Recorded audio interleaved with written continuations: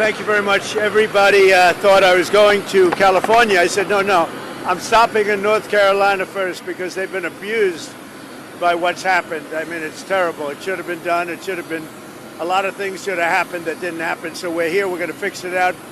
We're working with the gentleman behind me, and you know who they are, and we're going to fix it. And we're going to fix it as fast as you can. It's a massive amount of damage. FEMA has really let us down, let the country down, and I don't know if that's Biden's fault or whose fault it is, but we're going to take over and we're going to do a good job. We're going to assign Mr.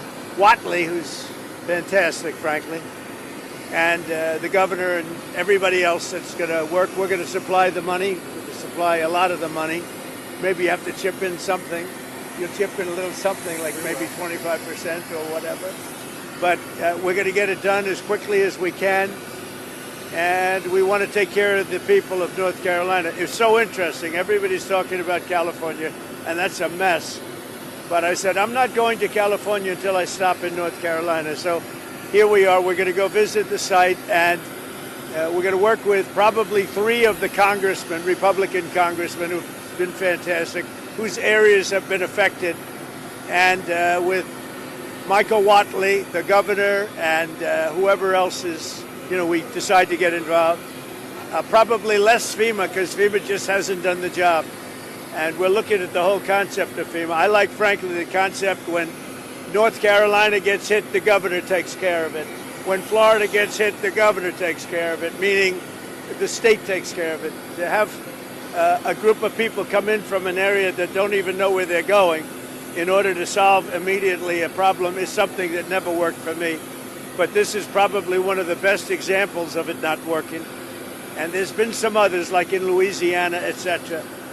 So we're going to be doing something on FEMA that I think most people agree. I'd like to see the states take care of disasters. Let the state take care of the tornadoes and the hurricanes and all of the other things that happen.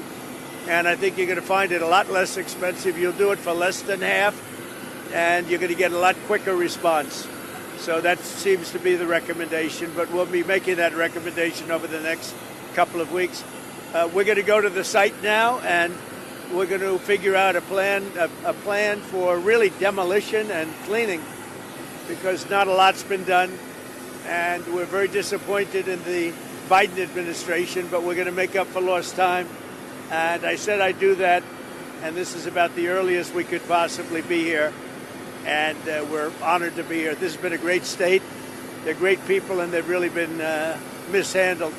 But this group is going to be great, and we're going to get it taken care of. Any questions? How will you respond to FEMA? Do you expect to ask Congress for additional aid for North Carolina and California? It will be direct. In other words, the aid will go through us.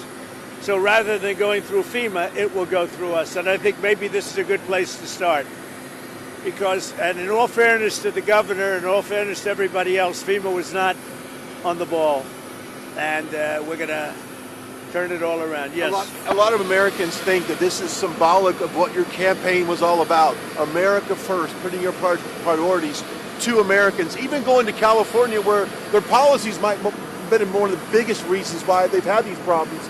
But you're putting the American people first. Your thoughts on that? We are. Thank you. I like that question. Boy, I want more questions like that.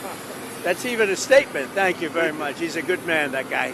And he's also a very professional reporter, I have to say. Thank you very much. Yeah, we're putting America first. We're putting, in this case, North Carolina and California. We're going to do a good job in California. That is a disaster like, I don't know if we've ever seen anything like it, frankly. They say the biggest in the history of California. I think, has anything bigger than that happened in the whole country ever?